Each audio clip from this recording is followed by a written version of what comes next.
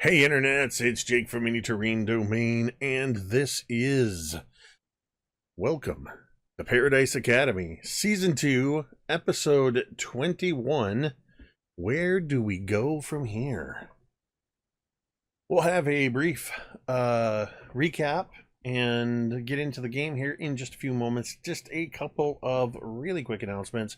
First and foremost, take a look up over there in the corner, up above Tamiko and M, and you will see our Terrain Treats domain pops, +1 the fun. Those are the domain dice for this game. Domain dice are a way that you, the viewer, can have an impact on the game simply by tipping $5, cheering 500 bits, subscribing, resubscribing, gifting subs. All of those things will earn domain pops for the players. They can use them to add +1 or plus whatever number of pops they use to any given roll, or they can use 5 of those to make themselves or anybody else roll on the D100 mystery grab bag table, where only good things happen unless something bad happens. The next thing is just a reminder that we've got a couple other shows that stream from time to time. Just this past Tuesday, we had our Sky Metal Iron Gods, which airs every other Tuesday that at 8:30 p.m. That is a D&D 5e adventure. I think we just finished episode 18. We just leveled up, and we just almost TPK'd once again. We were talking about it before stream. Of the 4 of us in the party, every one of us was dropped at least twice during that 2-hour-long combat, and it was one of the best fights I've ever partaken in. Absolutely epic sessions. Stop by on Tuesday nights, every other Tuesday, to see what fresh hell Vi puts us through. And we go along willingly.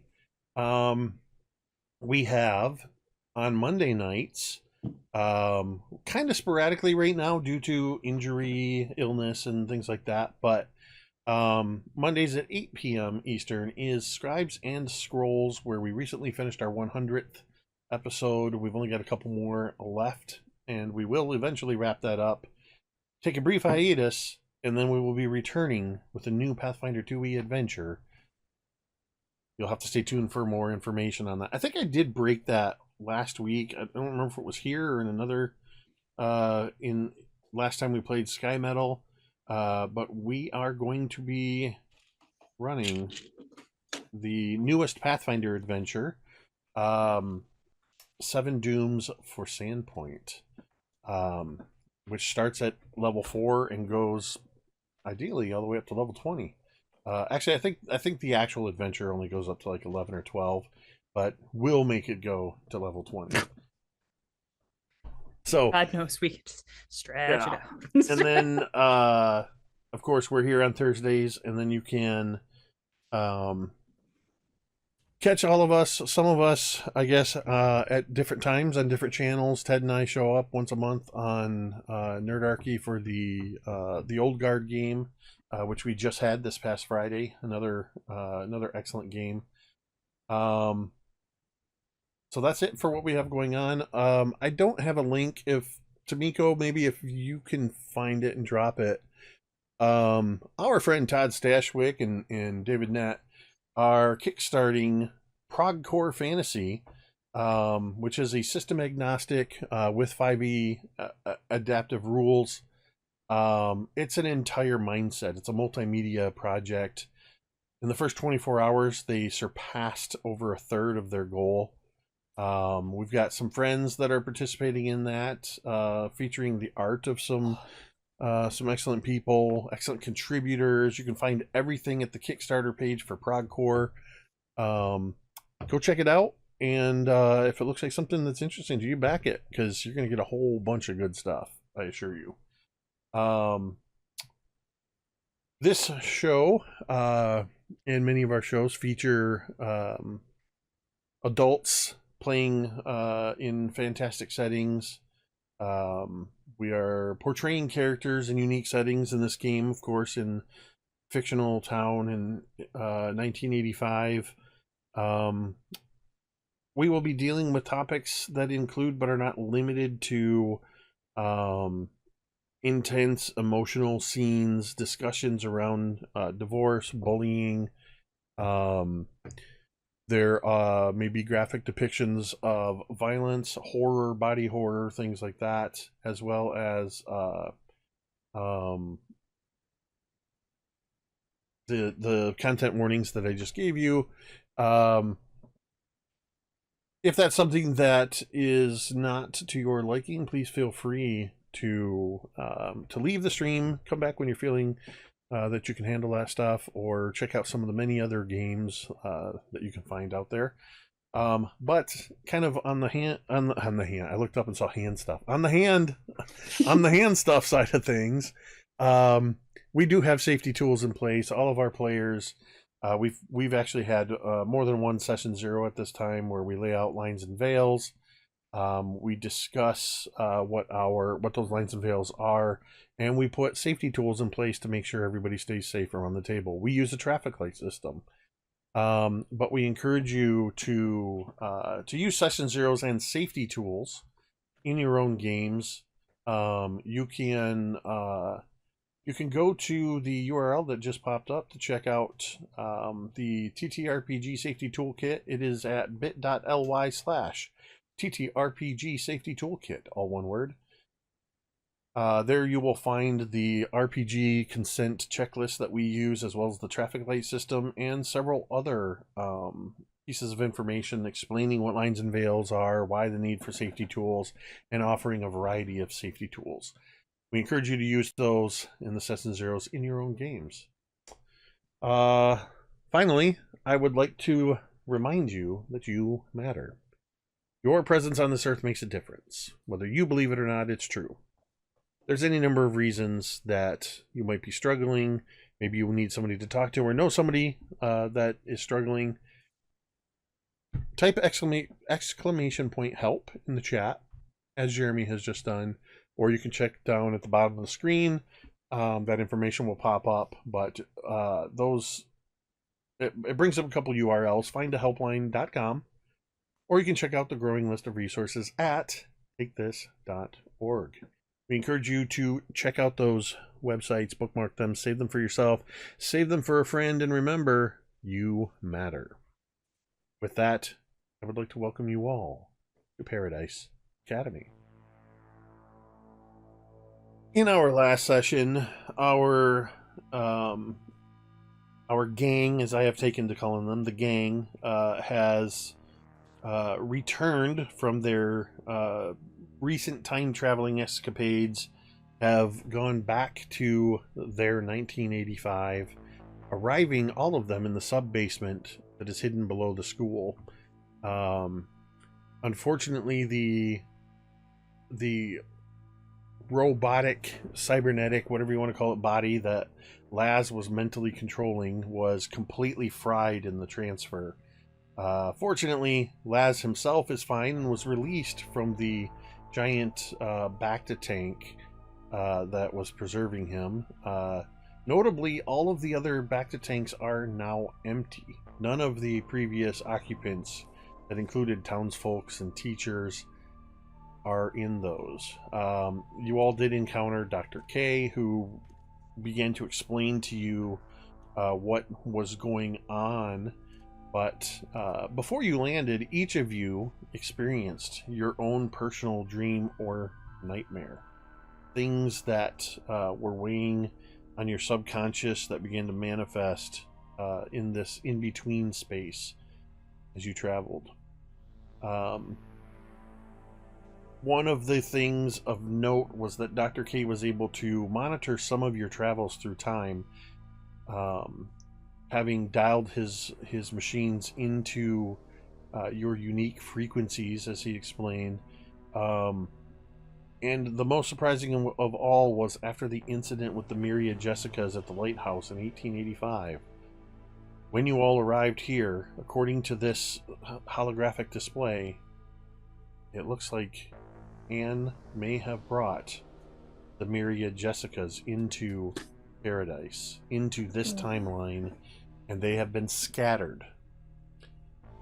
At the very end, As Anne looked around the holographic display at her friends, she caught a glimpse of Coop and Oak and Claire reflected in his glasses, but in the reflection where Claire stood, instead, she saw Jessica.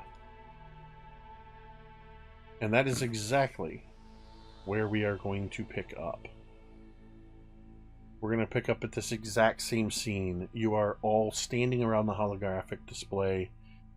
Dr. K has just dropped this information on you, and you just as a reminder, he told you that you all arrived approximately 15 minutes after the EMPs went off in the gym. By now, it's probably been about a half hour since that happened, with all of the conversation and everything. But at this point, I ask you all that all-important question. What would you like to do?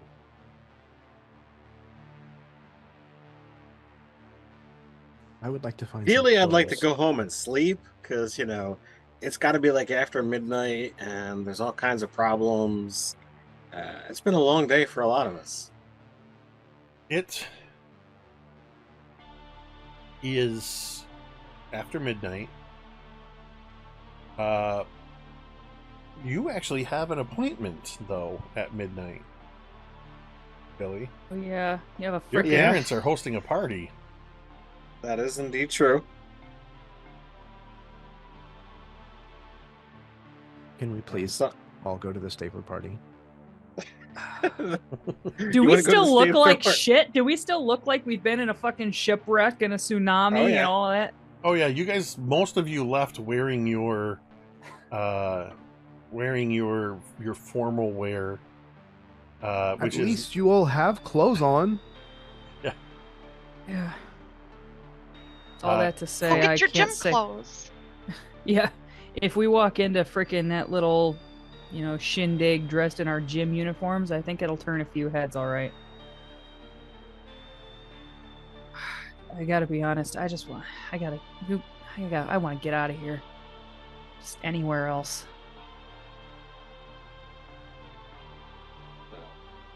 What is everyone's thoughts?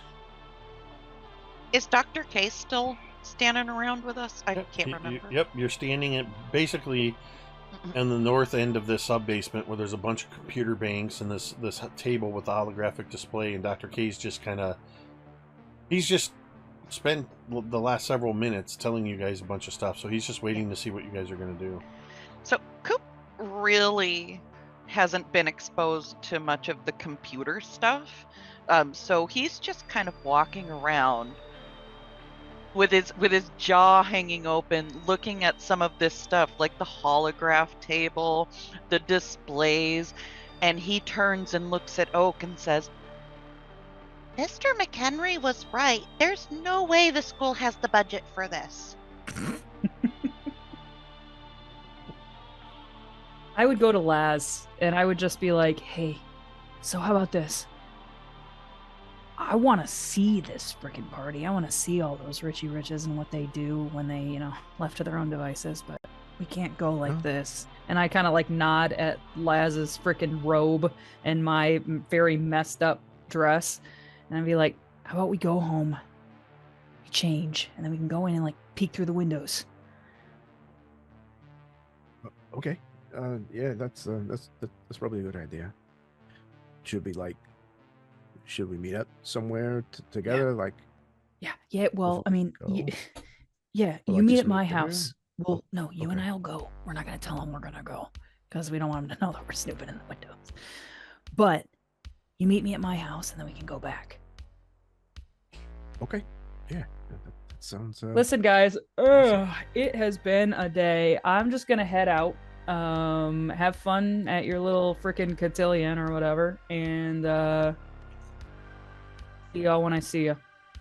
And Rosie's still like kind of cradling her arm because it's stitching itself back together, but it hurts. And so she would kind of like, Rosie just freaking leaves.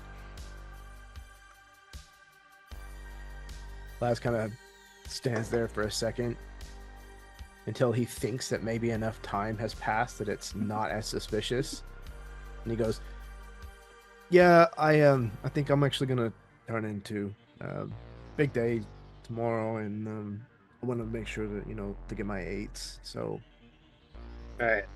Now I'm gonna guess your "I'm gonna wait" is about 4 seconds. yeah, absolutely. Laz, So, as you go to leave, Laz, Dr. K says, "Oh wait, hold on a minute. I don't know. I almost gave up a British accent for some reason. Hold on a minute. It's 2 day, isn't it?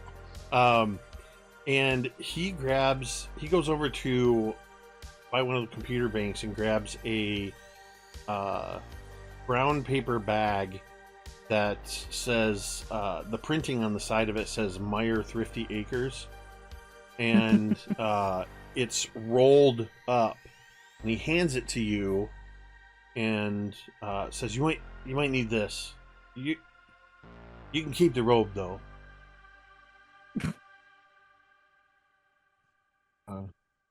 Thanks. He kind of looks at it, but really though, thanks, Dr. K. Oak, whatever I call you. Dr. K is fine. All right. Well, again, like, thanks for, I don't know, getting me out of the tank and stuff.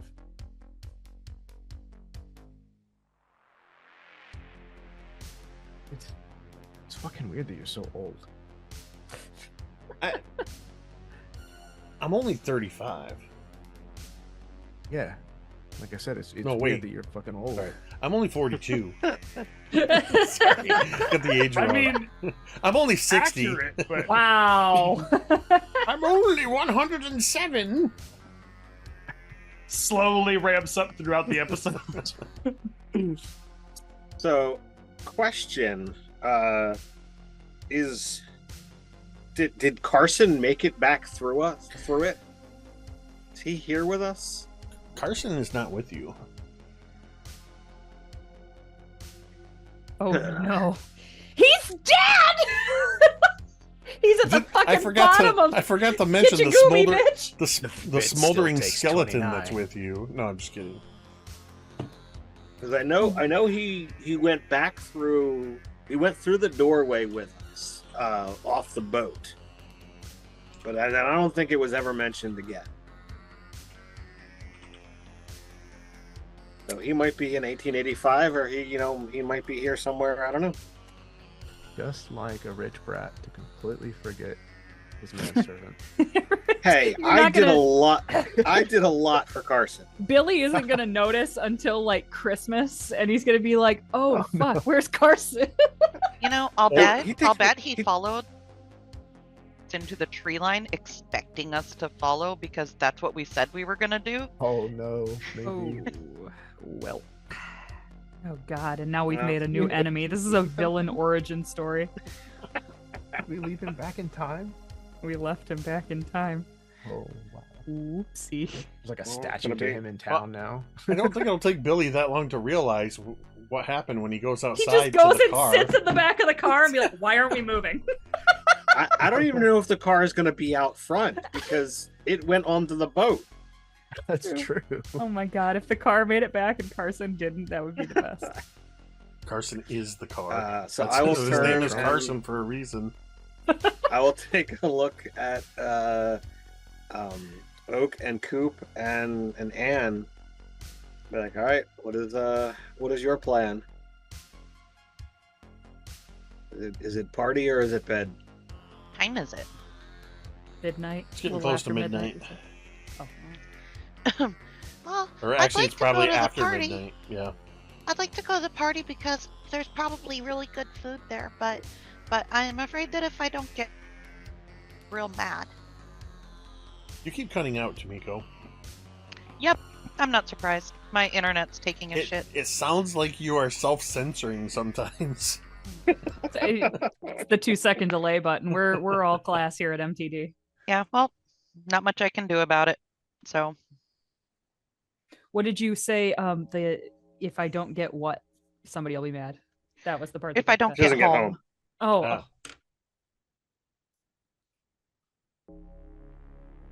Ah. Well, I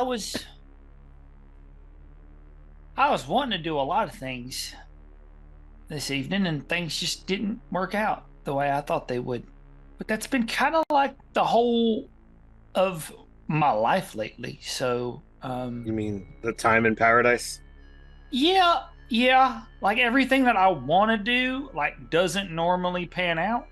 So, like, maybe I should just stop planning things, and then things will actually happen the way that I want them to. I don't know. But yeah, You got a date to the dance, so you can't say nothing's going your way.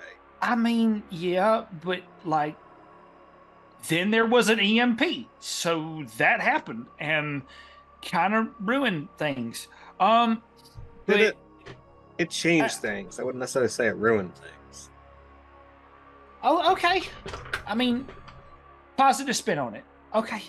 I want to say go. I want to go to the party. I want to support you, Billy. I want to be there. I just feel really drained right now. And Well, if you need to cut out, that's fine. I'm not gonna take any slate or insult or anything. Heck, I don't want to go to the party. And I'm pretty sure that I'm probably gonna have to walk home in this. I'm gonna show up late looking like crap. Yep. He wrings out his jacket, which, by the way, like this periwinkle blue jacket. He wrings out the jacket that probably still has waterlogged all in it, and just well, it's not going to be perfect, but it'll have to do. and he puts it back on and keeps like the buttons unbuttoned, the bow ties like half off. Like, he just looks disheveled as hell, and he's like, yeah, I think I'm okay. but then he like drastically shifts from being like a little kid to swapping over and looking at Anne, and he like walks over closer to her and says, you know, I hope you understand that you were always our friend. Like, always our friend. And I don't know what made you think that you had to lie about being someone you're not for so long. But, like, you're still my friend right now. But she's gone, and whatever you did, Mega Man'd her into 1,000 points of light that I can't get back. So I don't know what to say to you. I want to say I'm disappointed in you. I want to say I'm angry, but like, I don't know what to say now. So, all I want you to know is that you don't have to lie to us. Okay? You don't have to lie. You see Anne smile, like smirk, like, but no like joy in that gaze as she towers over you, Oak, I imagine. Like 16, she's she's probably tall. She's probably like a tall glass of water in comparison to his diminutive stature. Short for sure. glass You of milk. see like this dark like, gross. gaze look over, like cross her face as she just kind of looks down at you.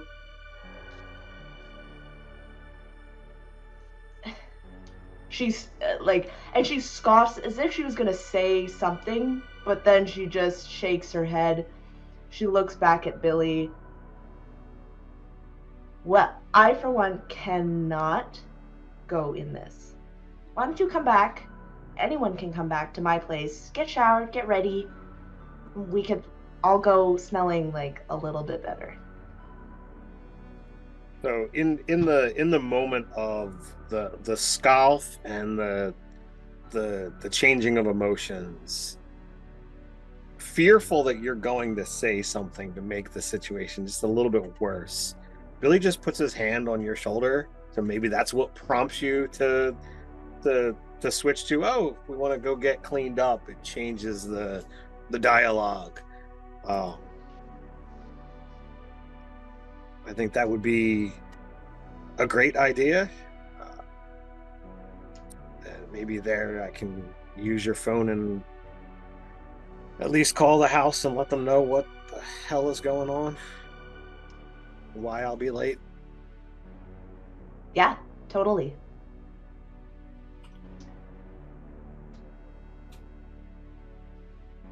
Okay. All right, I'll be right along. I'll see you guys in a minute. And Oak's gonna hang back for a minute with with himself in the room. So you're hanging back. Everybody else is leaving. Heading to the lift. For a moment, as everybody leaves and Oak stands back, Claire goes, "Sure. Nobody asked me what I want to do, but I'll just go home." Oh wait, Claire, And she hold just on. starts walking away. Wait, hold on. What? Have a good night, Claire. Fine. Bye. Notably, no one has invited Claire to go with them to the party No. Fuck off, here. Claire. I think Let the I door think hit you on the that- way out. You've been exceedingly quiet, Claire. We forgot you were here. I think that Oak would definitely stop Claire once he would know. Like, he's not completely so unaware that he would not be able to know that she was still in the room. And I think that he would stop her. Hey, look, I know that things got real weird back there, and this is pretty much what we do on a regular basis, or at least what our lives have been like for a while. And you don't have to get involved in this if you don't want to. But I just wanted to say thank you. Because, like, you could have been a real jerk back there. But you helped us. And you were kind. And you didn't act at all like you do here in school. So, You're not as much of a raging bitch as you usually are. Thanks. if Sorry. I'm sorry, but it's just, it was nice. And thank you. And if, between you and me, if you want to be friends with us, I'm not opposed to it. Maybe just tell Brad not to, throw me in lockers or have Fridge beat up on me, maybe, just, that'd be enough. And then we'll move forward.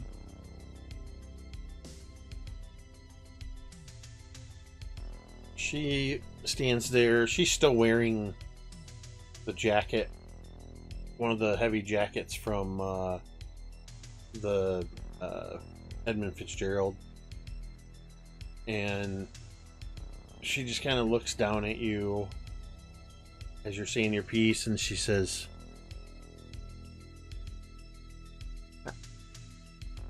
and she's kind of, you've never seen Claire at a loss for words, and then she just says, "Thank you." And she just kind of steps forward and bends down and kisses you on your forehead. Oh. That's so sweet. And then Oak physically blushes. Like, getting attention from older girls is also like, whoa, hold up, wait a minute, this doesn't happen. That's I so don't understand sweet, dude. this. He's like, his buttons are unbuttoned, so like he's pink all the way on his chest. All the like, way it's through. Freaking, oh, And what a and sweetie. like whatever chest hairs of puberty are starting to form are just like, one just goes boing. It's happening. oh. And with that, Claire, she kind of smiles a little bit, noticing you blush. And she turns to follow after the others. And as she turns, only the camera sees that the smile and the brightness in her eyes, it's kind of like, Oh, I hate it. I hate it. I hate it. and she just walks towards, in fact, as she's walking towards where you all are exiting through the door, Oh my god. she just sort of lightly trails her finger along the wall. And we notice as she rounds the corner that her fingertips have passed through the wall. And then she heads up the stairs behind you guys. Uh-oh, scary. So, the plan is right now, all of you all Split are going... the party! Everybody's going to Jessica's, or Anne's, the Starlight Motor Lodge. Yeah, I changed my mind. Coop wants to go to this shit. Like, this is getting weird, and I want to be there for it. And Oak stayed behind to talk to Dr. K. Rosie and Laz are going their separate ways, meeting at Rosie's house, and then going to Snoop. Okay. I assume. If that's okay with Jeremy. I didn't even freaking ask, dude. I'm sorry. I'm here for it. Let's go. Okay. So, I'll come back to you, Chad, because I wanna cover something. So, Rosie and Laz head to Rosie's. Boom, gone. Or no, head separate ways with the intention Separate ways, to meet up. it. Yeah. Yes. You guys are heading to your own place. Anne, Billy, and Coop head outside. What's the plan? How are you getting out to... Well, we're gonna go out to the Sweets. front of the building and look around and see if either the car or Carson is there. Maybe it'll be like the bikes, and they'll magically appear. Make a brains check. Maybe they will. That's a good idea, Rico. How do you feel about a 7? Okay. Looking around, you do not see the family car. But you do see, in the same place where Carson had parked the car, you see an equally fancy car. I don't remember if we established what the other car was. But whatever it was, this is a different car. But it's like the difference between a Mercedes and a Lexus kind of difference.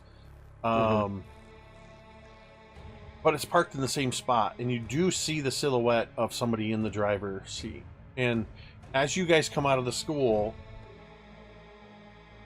a man who you do not recognize steps out of the driver's seat and is dressed exactly the same as Carson was.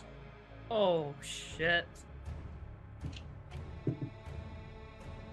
Well, does he signal or say or do anything that gives me any kind of other indication that he's here for me? If you head down towards the parking lot, anywhere near the car, he'll address you. So I guess as you get close by, he'll step forward and say,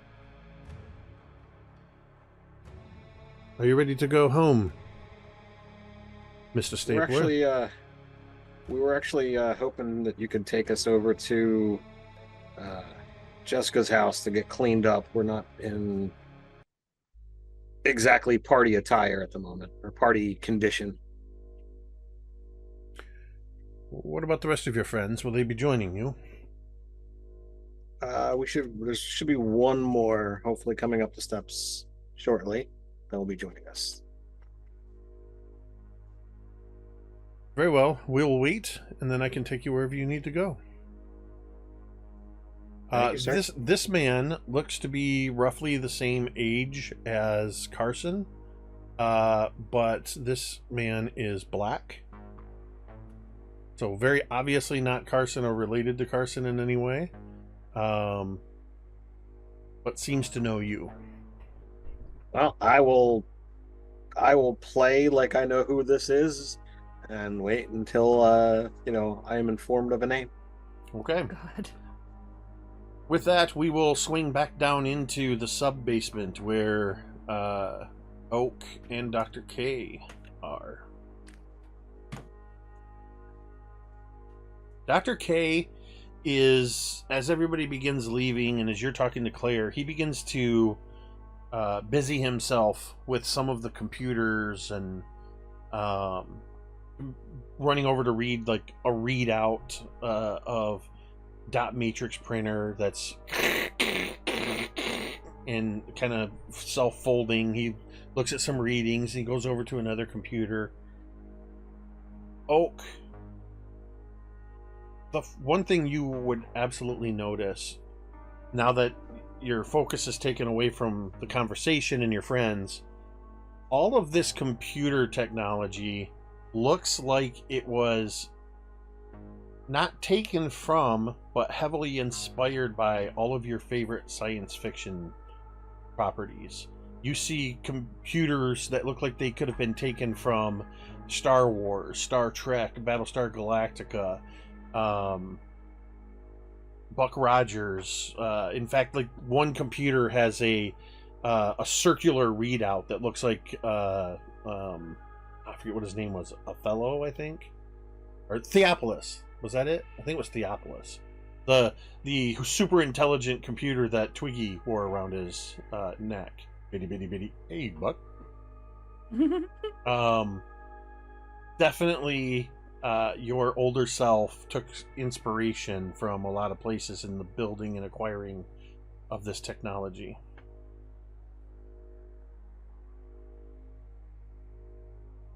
I think I'm kind of like in awe of the space, but I think I'm looking down that hallway as Claire's walking away, and I'm really not looking at Dr. K. I'm just like thinking about stuff. And then I look down at my hands and I look down the hallway again.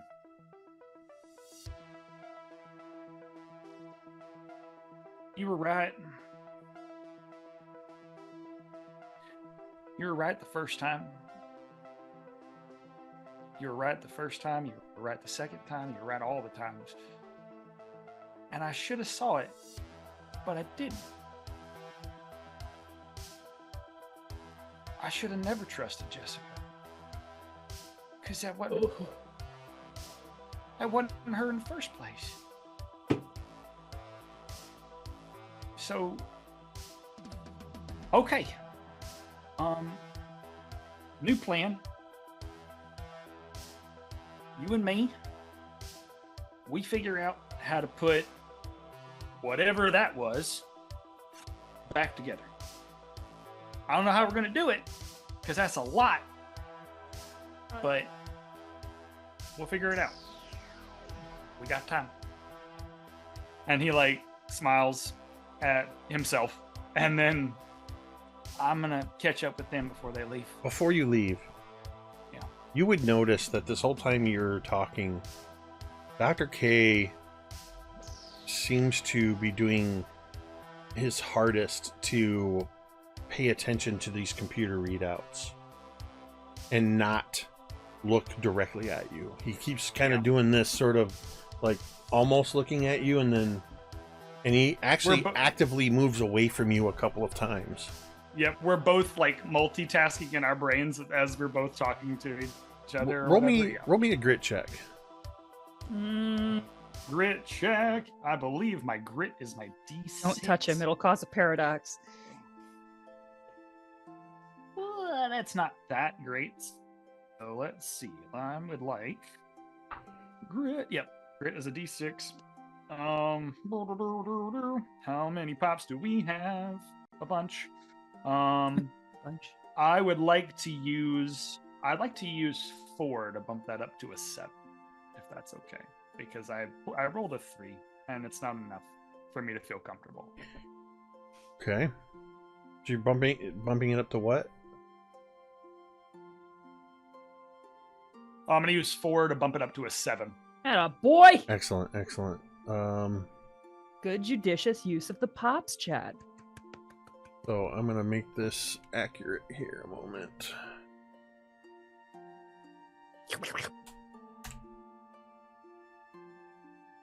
That was a pretty good impression. I'm Yeah, proud of myself. Whoever just did that made me do a double take because It was me. that was really good. Thanks. With that 7 oak, you realize Dr. K is not multitasking. He is hiding something. His not looking directly at you is somebody who is actively avoiding eye contact because they are hiding something. Ooh. Dr. K. The K is for KG. And Oak, like feeling that, goes, you know, I'm gonna find out at some point, right? I'm gonna find out. I don't think I'm gonna be able to keep a secret from myself for very long. So, like, at some point, I'm gonna find out. Either you could rip the Band-Aid off now, or I will hunt it down. Your choice. He stops his pretending to work on whatever he was working on, and he kind of reaches up with his right hand and pushes his glasses up, and he's got this clipboard sort of resting on his left hand, and he turns towards you.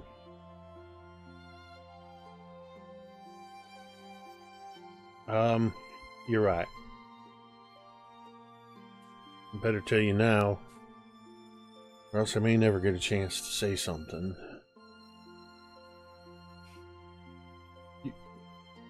You weren't supposed to come back.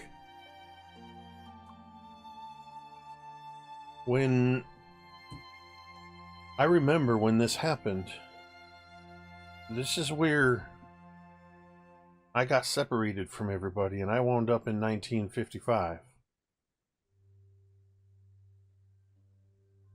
But now you're here. And, well, he reaches over with his right hand and takes the clipboard and pulls it away, and you can see that his left hand is transparent. The fingertips are actually look like they're gone. Oh no, Doc. Wait, because I didn't, because I made a choice. I made a choice. You're going away? No. You made the choice. Time is not fixed. You've proven that. But you branched away, and you're creating a new version of the timeline where I didn't get left 1955. Spend all this time learning stuff and preparing you all for this. I don't know what's going to happen, but you can see, even as he holds up his hand, even more of his hand is gone. I don't expect to be here by morning. Like, I don't know what that's going to mean. You're going to be on your own.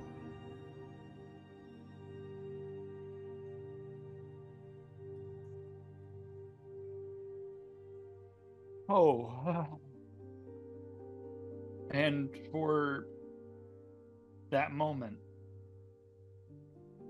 he just looks at Dr. K and starts to cry, because now that decision that he's made is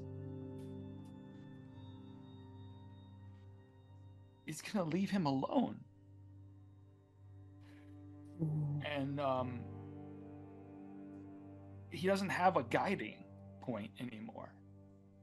So I think he just starts to tear up, and then he goes and he tries to hug himself. Like, he tries to hug Dr. K. I don't want you to go. Because if you go, I don't know what my future's gonna look like, man. Like, at least this way I knew. At least this way I knew that I could protect them. At least this way I knew that I could be there for them. You can still do that. But it's gonna have to be you that does it on your own. I'm not really gone since I'm a part of you. And he's sort of, with his right hand, he's kind of holding you and kind of stroking your head, stroking your hair. We're still the same. I know.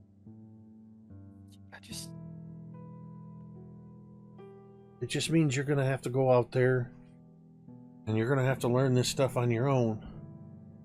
Okay. You're going to have to learn how to keep your friends safe. I will. Okay. I'll do that.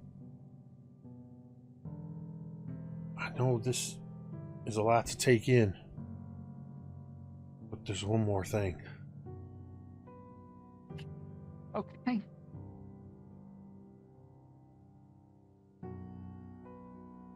Heinz, your caretaker. Yeah. Heinz was us too. Oh, wait. If okay, well, if you go though, does that mean I'm alone now? When you came back, when you made the decision to come back, you altered your timeline, which means we never got left in 1955. And if I go, that means I can't do the things that I do. That means that I eventually come back here. Keep an eye on the time streams.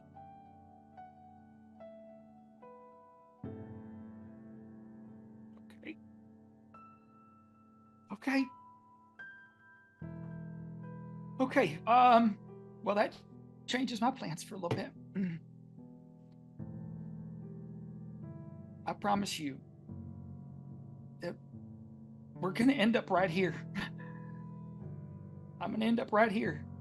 Not in the same way, but it'll happen. I will fix this. I will make this happen because I don't want things to happen to them. I'll fix it. I don't know. And as he's still kind of holding you, and he reaches up to stroke your hair again, there's a hand that's no longer there. You don't see this, but he does, as he's fading quickly. And he, with his arms, he holds you a little bit closer and he says, I don't know how much is going to change, but know this. All of our equipment is either voice, fingerprint, or retina activated, depending on where you are in your timeline. You should be able to get into any of these machines. Access down here. You have all of this stuff. It's all yours anyway. You just haven't built it yet. And then, I don't know why it doesn't seem to be going away, but... Okay. And you realize his voice is getting quieter. Ooh.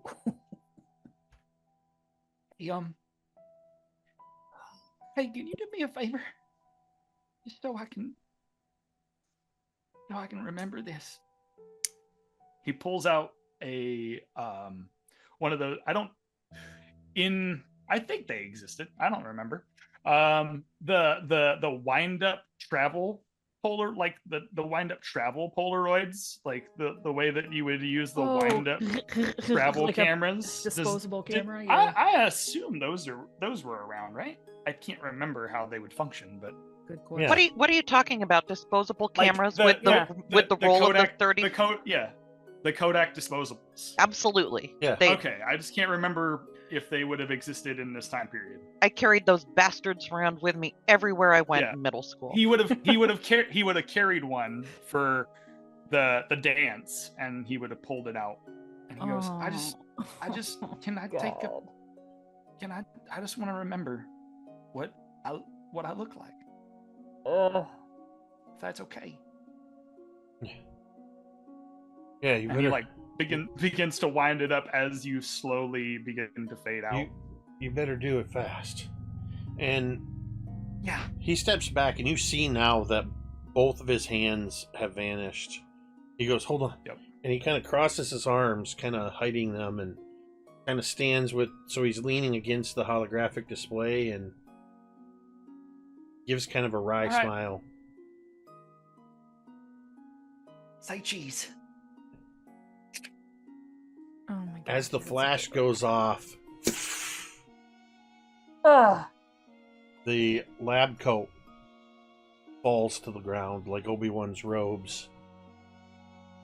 And Dr. K is no more. And you are left alone in this laboratory with the whirring machines, the blinking lights. Yeah.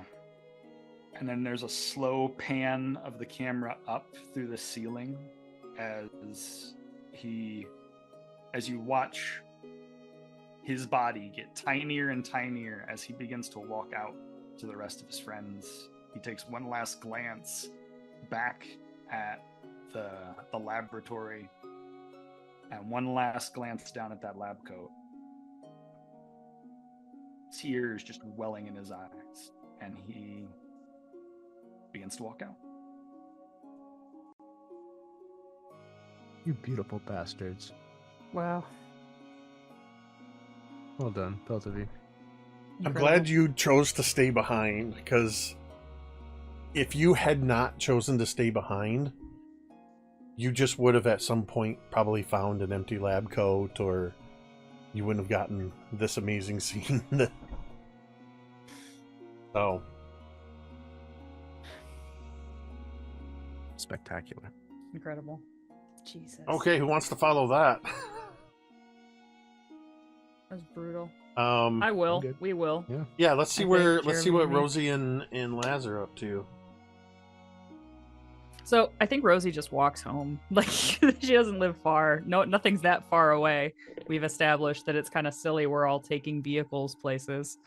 So I imagine there's kind of it's like the scene when they're on their way home after the incident in Pulp Fiction, like where they're just kind of haggard and frickin' just walking.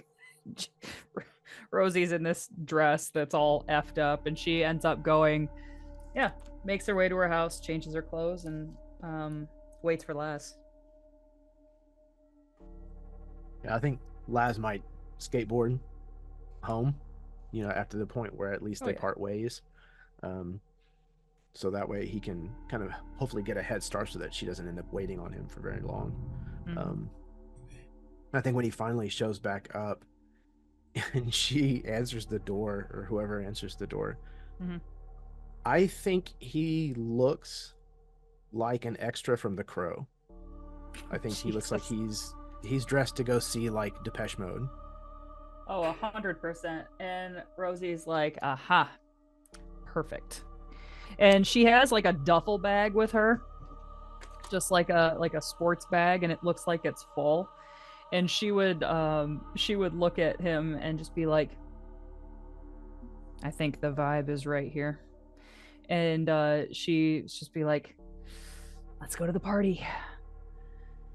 Yeah, I got kind of hungry, so I made myself like a PB&J, and I don't know if you're hungry or not, but I made one for you too. And he like hands her like a Ziploc bag. Oh my god, I would gladly take and eat the PB&J as we're kind of walking. And just Rosie is like eating this PB&J, and she's, if you're trying to make conversation with her, it seems like she's like trying, but she seems very like distant. Like she seems like she's definitely got her mind on other stuff. Yeah, and I think that he tries several times unsuccessfully, and then there's like a long, like uncomfortable silence where he's kind of trying to weigh whether it might be something that he did or said, and then he just asks, "Are you okay? You seem kind of like, 100 miles away." Yeah, I guess I'm like insanely pissed off right now. So yeah, that would be about right. What about? Lass, come on. What do you mean, what about? Fucking Jessica Ann, whatever the hell her name is. Like, lying to all of us for a long time. Like, why? And I told her shit, man. We had some talks, and never once did she say a damn word, and that's bullshit. That's not fair. I mean, it's a pretty shitty thing to do. Yeah, it is a pretty shitty thing to do. And you know what, man? Fuck her, and fuck Billy too, and you know what? Fuck Oak. Oh, whoa. What did they do? Okay. Set the scene. Jessica Ann, whatever the fuck, breaks my arm, which by the way still hurts. And as soon as she did, freaking Billy goes to her, "Oh, don't worry, it's okay." As soon as she did, Oak goes to her, "Oh, don't worry, you're our friend, it's okay. Dude, that's not okay with me. Should it be? No, again, I think you have all the reason to be pissed off and mad. That now that we know, it kind of makes sense. Like look, Jess is kind of, she can get annoying, but not in the same way. Like Anne's kind of mean, like I know what a mean person is like. My mom is well, used to be, I guess, just like a real rotten person. And there seems to be a lot of that in Anne too. Yeah. Listen, man, I've been friends with too many people that screwed me over, and I'm starting to think that it might just not be worth it. And so we're going to go and we're going to peek in the windows and we're going to see what's what in there. And Rosie would like unzip this duffel bag, and it is full, packed, like puffy with toilet paper. And then you also get, like, as soon as she opens this bag, a smell hits you in the face. And it is unmistakably dog shit. And there's three like paper bags sitting on top of this toilet paper, and she's gonna frickin' do the dog shit surprise on the front porch. And then she just like zips it closed, and she's like, "So yeah, I think a little tomfuckery is in order here." I mean, you can get on board with that, right? Yeah. Fuck it. Fuck it. And I imagine they just kind of keep walking.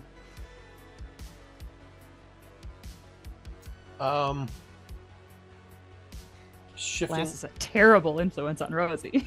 Shifting back to the school. Oak does eventually come upstairs, and outside, and Oak, you see Anne and Billy and Coop waiting by a car.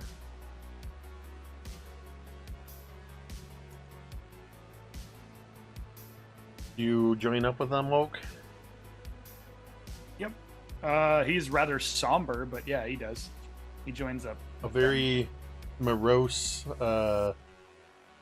Oak joins you all in the car. I notice the look, but I don't say anything. I imagine, the lot of us are either like standing or sitting in silence, trying to process everything that's happened so far today. It's been a lot. And it ain't over. Would Anne be able to, at some point, speak with Billy alone? Yeah. While you're waiting for Oak, the two of you could have stepped away from Coop in the car and had a private conversation. Or you can do it at your trailer while everybody's getting ready. Yeah, maybe at the trailer while everyone's kind of getting ready. Okay. Anne's just gonna like grab Billy's hand and kind of pull him outside for a brief moment. How are you holding up with everything? And she looks at Billy and she's, I still cannot I'm shocked at how you reacted to knowing that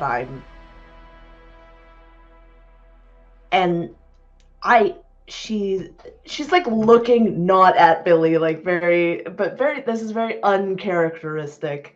I imagine sure. Anne makes eye contact like a neurotypical person.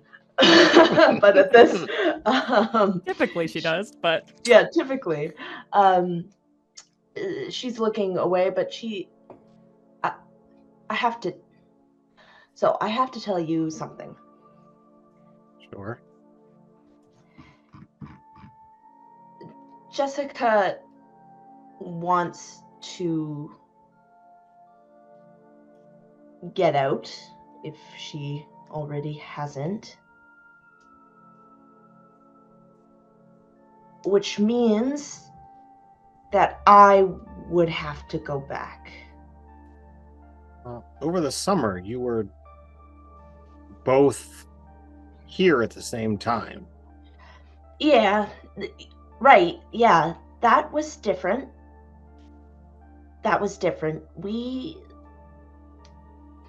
Something happened at the mirror when we were both there. We learned some things that it's different now. You don't have to tell me any more than you want to.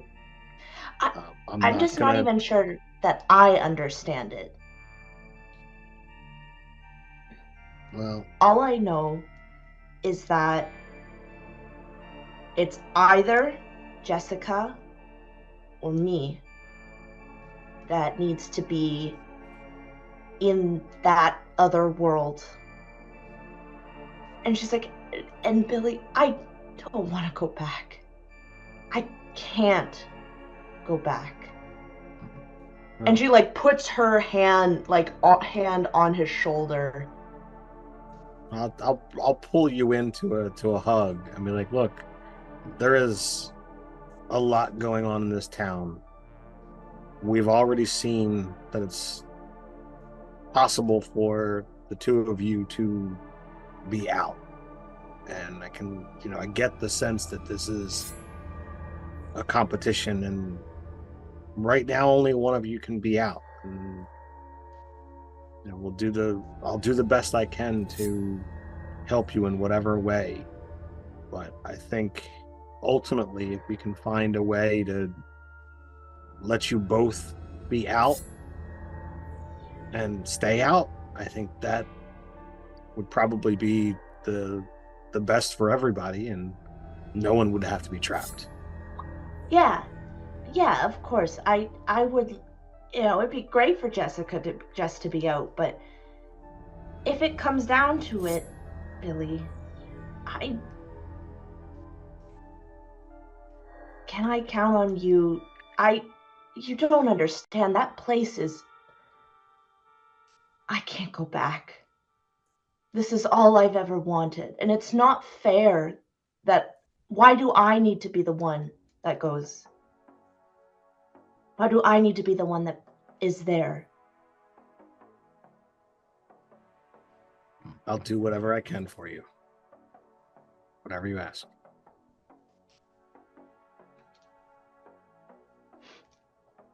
Hey, since Anne's staying, I think that she should have a little present. What? Oh, stop it, Tamiko. No. Oh no. Oh no. Do it. I knew.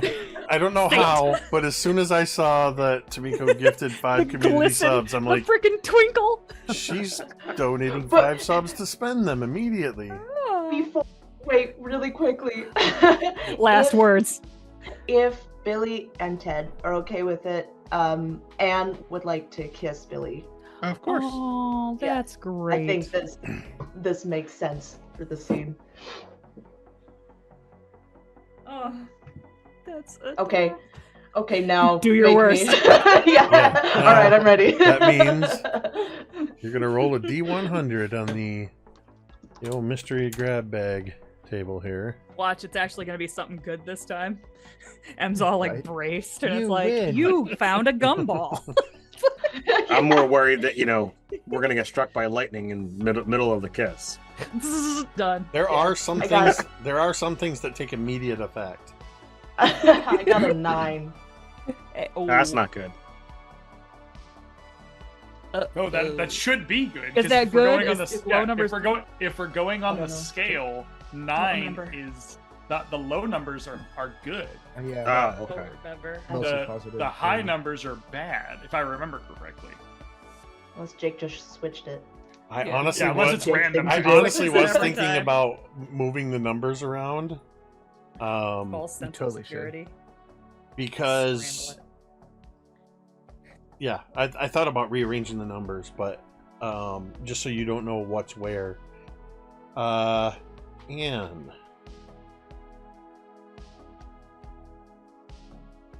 I'll let you describe. This is going to take immediate effect. Oh no. I'll let you describe what it is about getting Billy to agree to have your back that bolsters your resolve and creates a small but permanent surge in your powers. Mechanically, this is called Musclehead. Have you been working out? You have a permanent +1 to brawn. Oh, good. Just what she Oh, fucking needs. That's So, what Anne needed. you describe what it is in that agreement and subsequent kiss that bolsters Anne.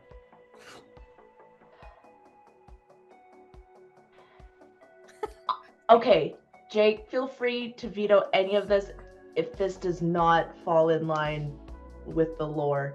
But somehow this kiss, this particular one, and this tie that Anne has to this world,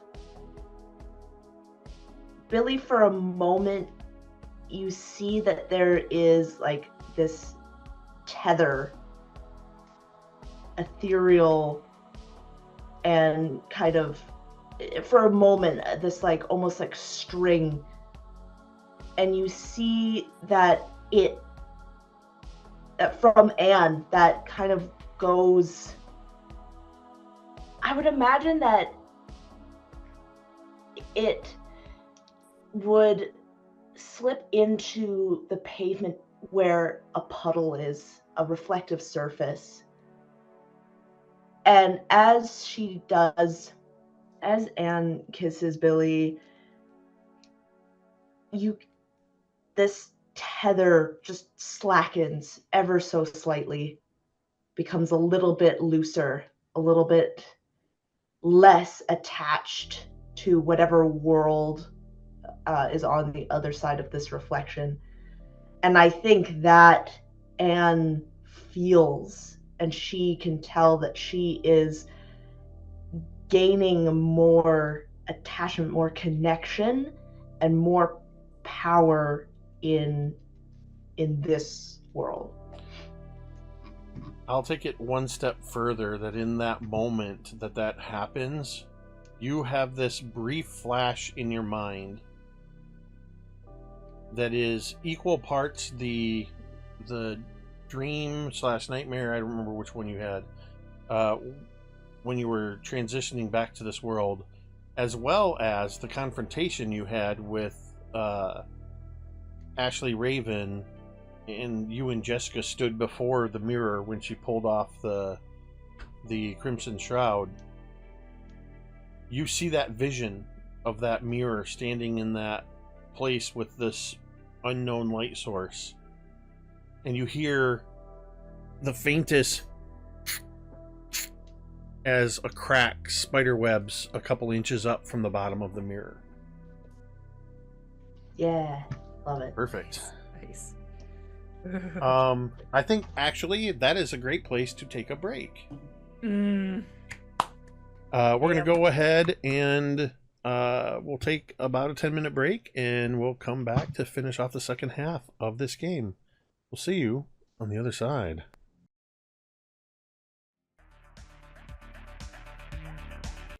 And we're back. And we are going to join Rosie and Laz as they are apparently walking across town, which it's, less than 2 miles.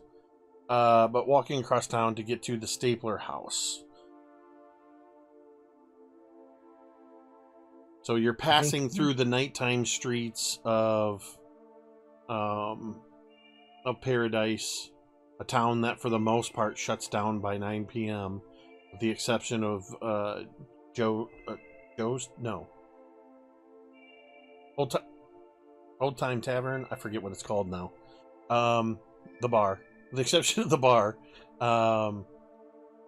And yeah, you guys are heading to the north side of town and to the road that'll lead towards the Stapler house. Mm-hmm. I imagine Rosie. there's like a car that comes by full of like high schoolers. Mm-hmm. Just like screaming and yelling, and the music's just like blaring. And it's just like there and gone again. Oh yeah. Done with the dance. They're heading out to some after party in a cornfield somewhere. Yeah, again, Rosie is still like kind of making distant conversation with Laz, but seems far away. And he's got his one of his hands in his pocket, and there's a bit of a back and forth. He's kind of wrestling with himself about whether or not this is the right time for this. And finally, he just decides to just go for it. He pulls something out of his pocket.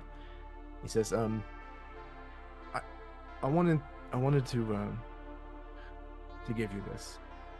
And he hands her the silver bar that he has been carrying, where he has at some point scratched the letters CALI on one side of it. And he hands it to her, and he says, whenever when all this stuff started, and like I came to this place, I was looking for a way out, like as fast as I could.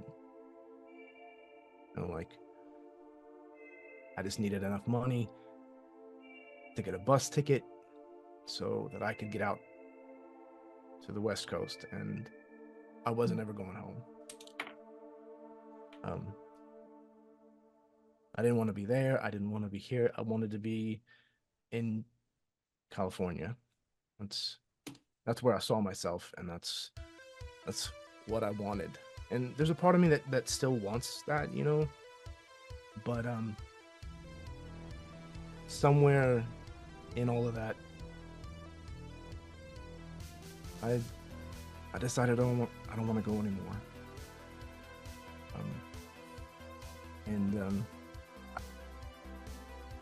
It sounds cheesy, but you're the reason that I don't want to go anymore.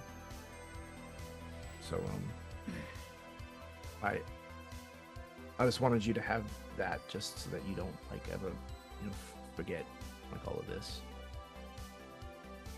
And I think for the first time since they've been on their way here, Rosie stops walking. And it's like, I imagine, because it's dark, I imagine this is like right under a street light as they're kind of walking down the street. And she's just kind of like looking at this silver bar, and she's like running her thumb over the like scratched on like letters, and she seems like torn, and she doesn't like know what to say, and she just like looks at him, and she kind of smiles, and she's like, "You saying you don't think this place sucks anymore?" Well, I mean, no, this place still sucks a lot, but it sucks a lot less because you're here. And Rosie would approach him and get very, very close, and she would be like, "At least you have a shirt on now." And she would kiss him again, and she would just like, and this one is like less awkward and weird and more just like calm and comforting. And Laz, I imagine you would feel Rosie is like pretty like tense right at the beginning, and then she just kind of like softens, and yeah, it's a very sweet moment.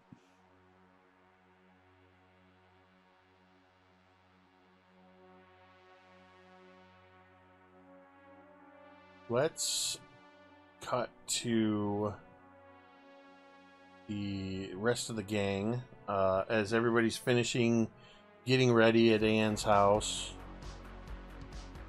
Is there any other conversations that need to be had? Oak, Coop, before you guys pile back into the waiting car with the as yet unknown driver? Well, we're in Jessica's room, which is weird because we're in a girl's room, and it's such a girly room. And but what is it? Jessica and Billy went off somewhere to talk or smooch or do whatever they're doing. And I imagine that Coop is rummaging through one of her drawers, trying to find something alternative for him and Oak to wear. And he's like, "Oh, hey, I found shirts. Here, Oak." And I hand you the Frankie Say Relax shirt. And and Coop's going to put on a Duran Duran. Oh my god, that's perfect. The shirts are way too big for us, but Two not way oversized too big. band shirts. Yeah, Not way for too sure. big, because I imagine Jessica wears her tees a little snug, but they're still big. They're Because still we're big on we're us. little You're little guys. We're little men. Yep, little men. Yeah. I love that, by the way. That's amazing. Awesome. So I think in the middle of us like changing and getting ready, there's this panic. You can see that he has been crying over something earlier, Coop. I think you would notice that, but then also like in complete flip of emotion, he goes, Oh shit! Birdie! Oh god! Oh no! You left your date at the dance. I didn't even think about it. I What was a so dick. concerned about you guys that I didn't. Boy, Oh, she's she- gonna be mad. They're gonna kill me. Oh, I hate everything. Oh, I hate it all. Oh, Better bring her flowers or something. I don't know. How does that work? Chocolate. it's the first time I screwed up. Well, that's the first time for everything, honestly. Like, I don't know how to fix it. Oh, You I could should always just tell her the truth. I mean, yeah, but look at us, Coop. Do you think she's gonna believe the truth? Like if I go to her and go, "Hey, Gertie, hi. About that, I traveled back in time with my friends, got on a ghost ship, and then got here, and basically changed everything." That sounds like a good thing. No, Don't forget. What do you mean? Don't changed forget the trip to everything? 1885. Oh yeah. Yep, let's not forget that. I mean, you know, We didn't see ourselves, so we didn't change anything. Like everything should Yeah. be okay. yeah, yeah. Totally, you're right. Yeah. No, everything's not okay. But it will Oak. be okay, I guess. Oak, roll me a D100, please. Yep. D100 on the way. That is the number to all answers of the universe, 42. Wow, nice. Okay. Thank you. I don't like I was that. I was like rolling. that. I was rolling to see there was a very small percentage chance that, as you said, "Oh yeah, what am I going to do? Go tell her we went time traveling and blah blah blah blah," that she was going to be spying on the outside the window, having followed you there. Oh, okay. But it was a really small chance, and I rolled an 82, and you were 40 away from it. So Okay, good. Good. Yeah. I don't know. I just. Do you ever think, Coop, like, do you ever feel like sometimes you're missing a part of yourself? He holds up his hook. I mean, not like that, but you know, like internally. Like, Yes. Dang, Tamiko. Holy shit. oh my gosh, that was so good. That was amazing. That was somebody Absolutely clip that. amazing. Somebody That was clip lightning that. fast.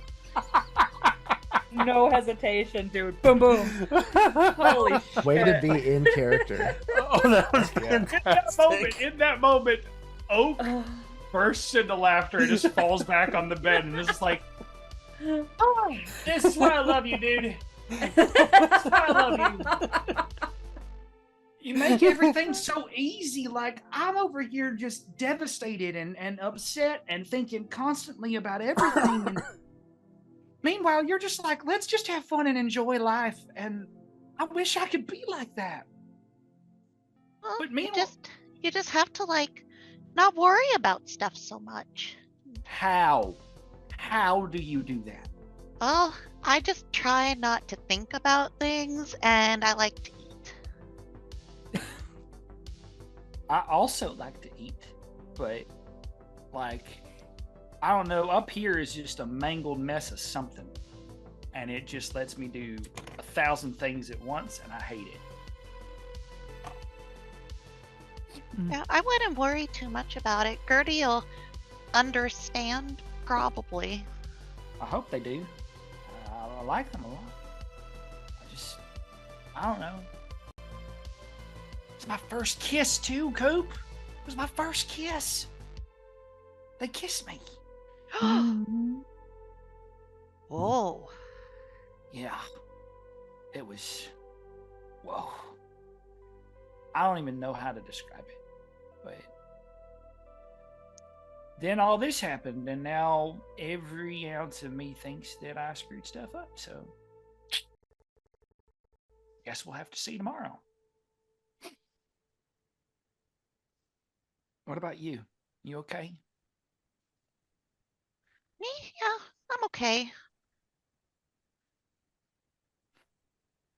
What about? He points to his head. Oh, it's been quiet, No more headaches. thankfully. Yeah. Yeah, not since we got back. Okay. I love you, Coop. Just want to make sure you're all right. I love you too, buddy. As we're sitting here, like looking, like standing in our newly acquired band shirts, I think that just to kind of like break the tension, Oak will walk over to like Jessica's like whatever her record player or whatever would be over there, and then like just like hit the play button and then just see what's on. I gotta believe that Jessica probably has a higher end stereo with CD player that her dad probably bought for her. Mm-hmm. What's playing, Jessica? What's Yeah. on your Great What would be on the question. playlist? What would be what's on your record player? what's the CD that Jessica has always queued up? Yeah, Em, name an Frantic- 80s hit. frantically Right, Google yeah. the 80s. The one person who probably Yeah, has Em, the the most trouble 80s. You just remember those, snap right? naming something from the 80s. Well, we've established that that Jessica likes Frankie Goes to Hollywood and Duran Duran. Dude. Yeah. Oh my like the god. Can Pretty in Hungry Pink Like the soundtrack. Wolf come on? Oh, God. Oh, yes. That's so dude. perfect. Perfect. Yeah. Or like Perfect. fucking She's a Man Eater. So, Oh, that's the next one. so Uh, I put in top hits for 1985, and the first thing that came up was Wham. So Oh my Yeah, there you go. god. Incredible, dude. Incredible. Wow. Yes, Hungry Like the Wolf. Perfect. Yeah, so I think the scene would probably close out with just the two of us just bopping to that song as we wait for the biggins to be done with their business. Speaking of wolves and hungry, when are we gonna go to that party? I know. I hope they got snacks. Because if they don't have snacks, what kind of party is it? So when we're outside and this moment happens, is there anything that Billy sees with this ethereal connection, or is that entirely from Jessica's or Anne's point of view?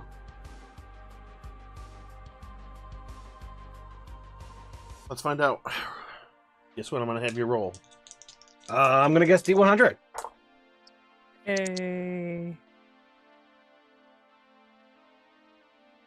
What you got? 87. I rolled a 76. Ooh. You think you see something out of the corner of your eye. It's dark outside, and it seems like there's just this brief bit of light, like you saw a slow-moving bit of light, but when you try to look directly at it, it's gone. And as you turn your head away, you see it again for the briefest moment, and that's it. So, does it look like, or could it be like reminiscent of moonlight? Ooh. Yeah, I think so. In fact, I'll take it one step further, since this was a night of a full moon, that you catch the light and you realize, as you look back, kind of shifting your position a little bit, you see the reflection of the moon in that little puddle. Which, I'm just kind of... it's worth noting that you definitely feel the influence of the moon, but you are maintaining your Billy appearance. I've technically already transformed out and come back, so I don't know whether like the shift has the same drive since it's already come out. Speaking of drive, if everybody's ready, you all can hop back into the car with your driver, who is going to take you the couple miles to your house.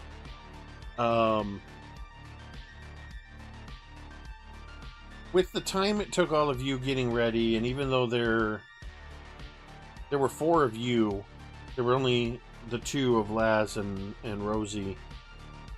by the time you reach the lane that reaches the Stapler house, Laz and Rosie, you're already most of the way up the lane, sort of sticking to the shadows of one side. I would like both of you, Laz and Rosie, to make me a grit check. Grit. Ooh.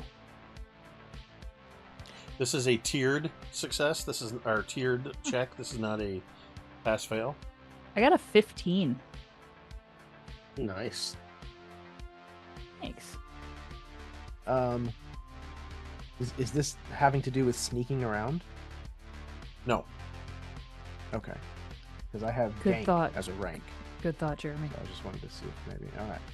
So I got a 12 total. As you approach Stapler House,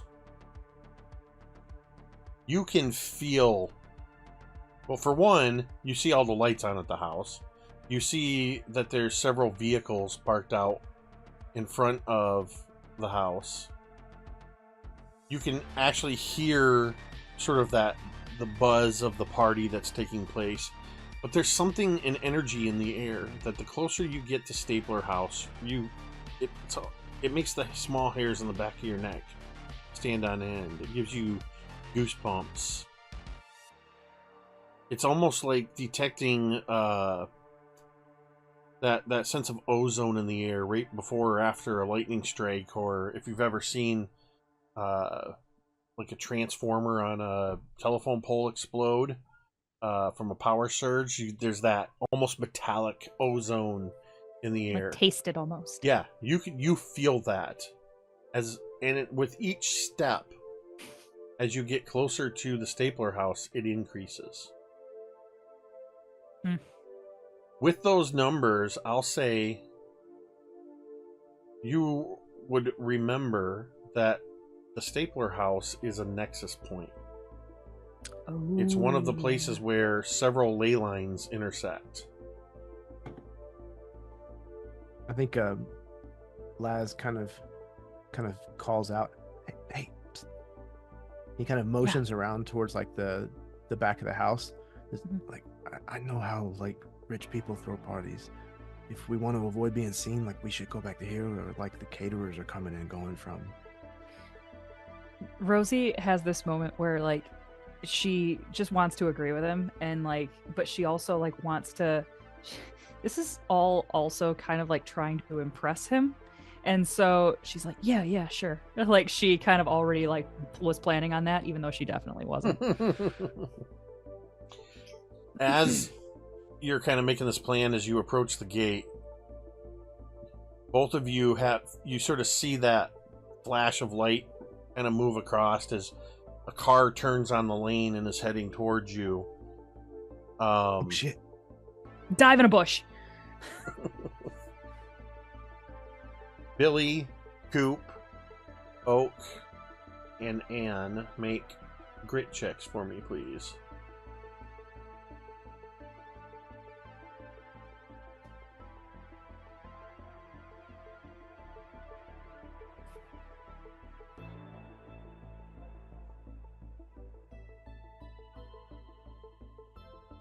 I exploded. Ooh. Oh, that is a lucky break. That is a 6 for me. Okay. Coop's got an 11. I kid you not, on a D6, I got a 30. No, 29. Sorry. I got 4 explosions and a 5, so 20. What? Wow. Damn. Rolling stats for D&D. Yeah. Damn. Damn. Out of 13. 11. Which is also good. So, Anne, Tough act to follow. you begin to sense that electric energy in the air but it's coming on quicker as you approach the Stapler House because you're driving in a car.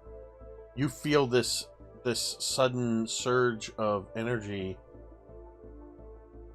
And Oak, since you rolled so high, something very interesting is going to happen.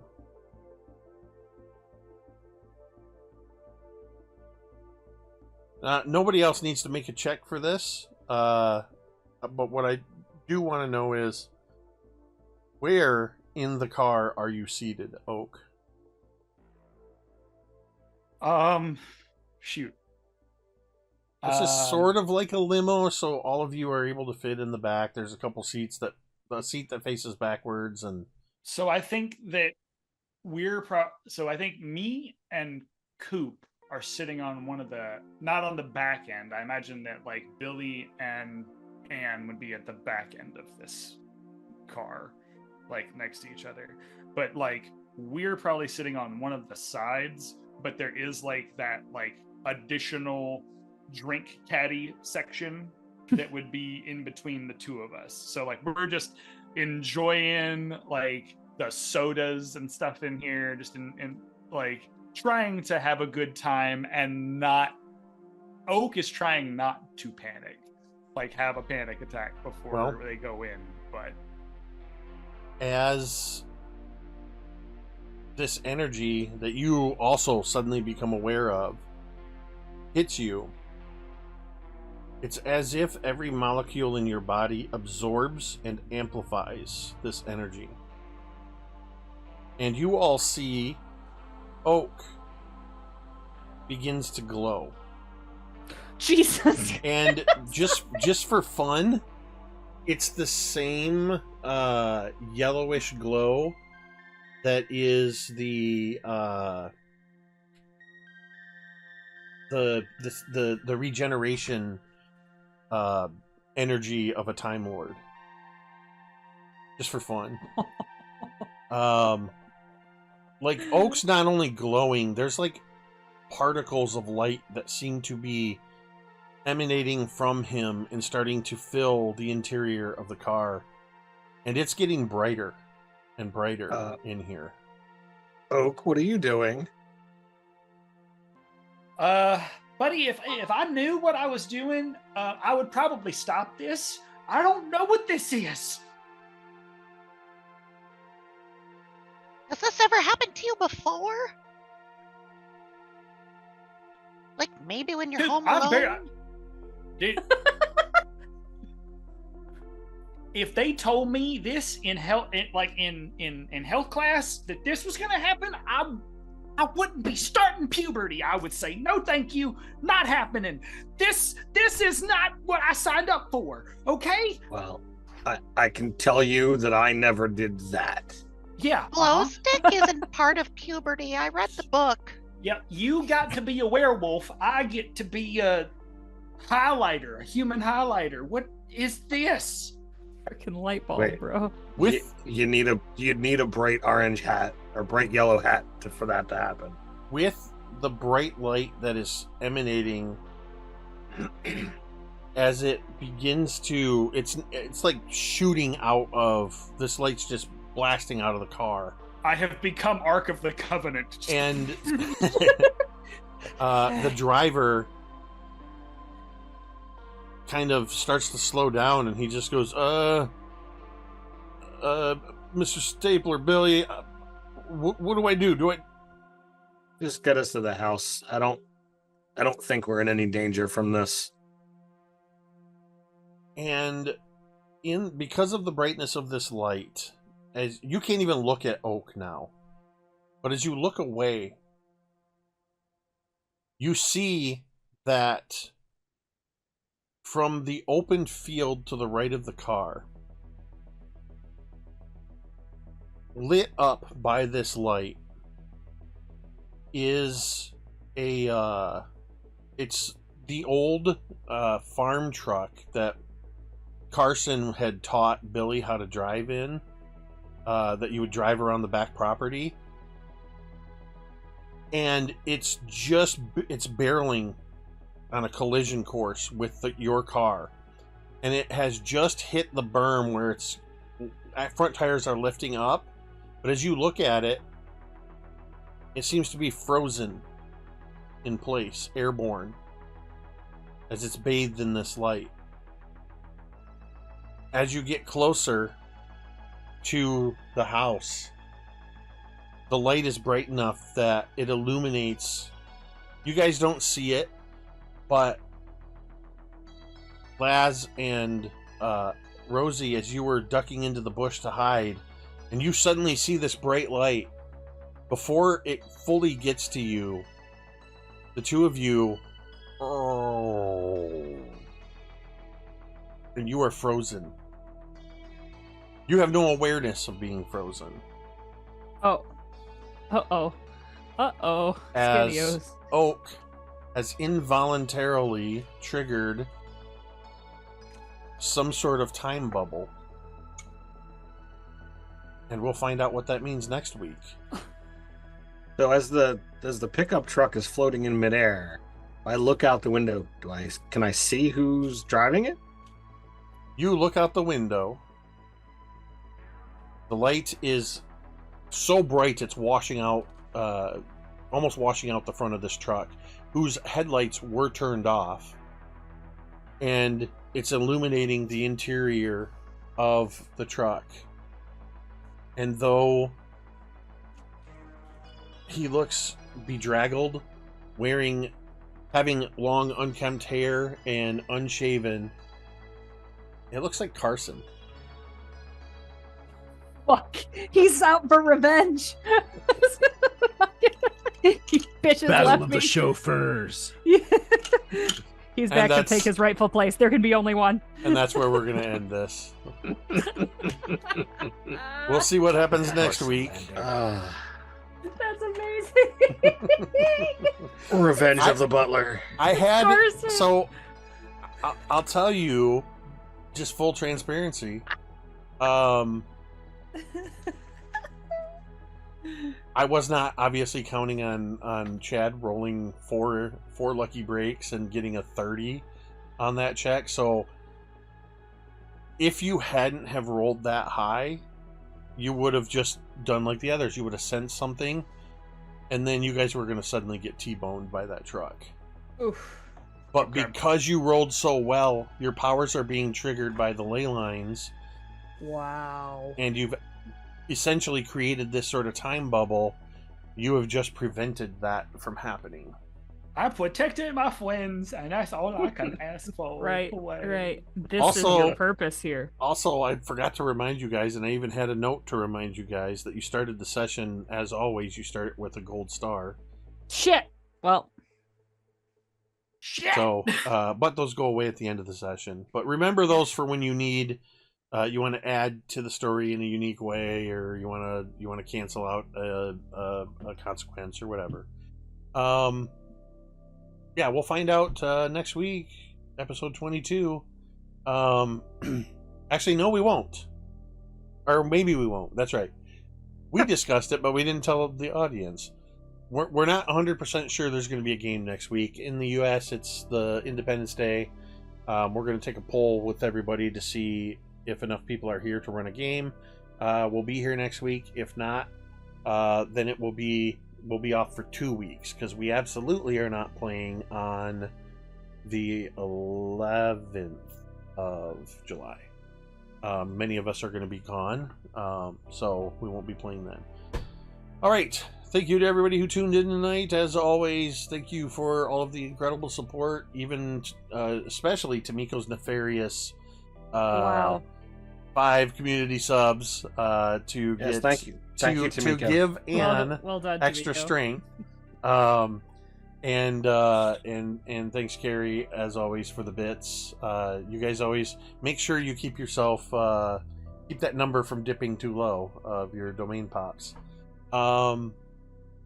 And thank you to everybody who joined us in chat. Love seeing everybody active in the chat. If you happen to be somebody who lurks quietly in the background, or maybe you're watching with us on the VOD, we hope you enjoy our games. And thank you as well. We appreciate you.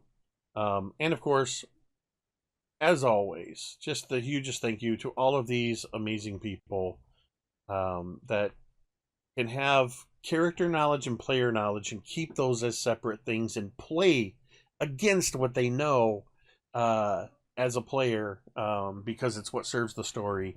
Thank you, Chad, Tamiko, Carrie, Ted, Jeremy, and Em, without whom this would just be me talking to myself for a couple hours. with that, we're going to end the stream the same way we end every stream, and you can say it with me if you want. You know that there are many cucumbers?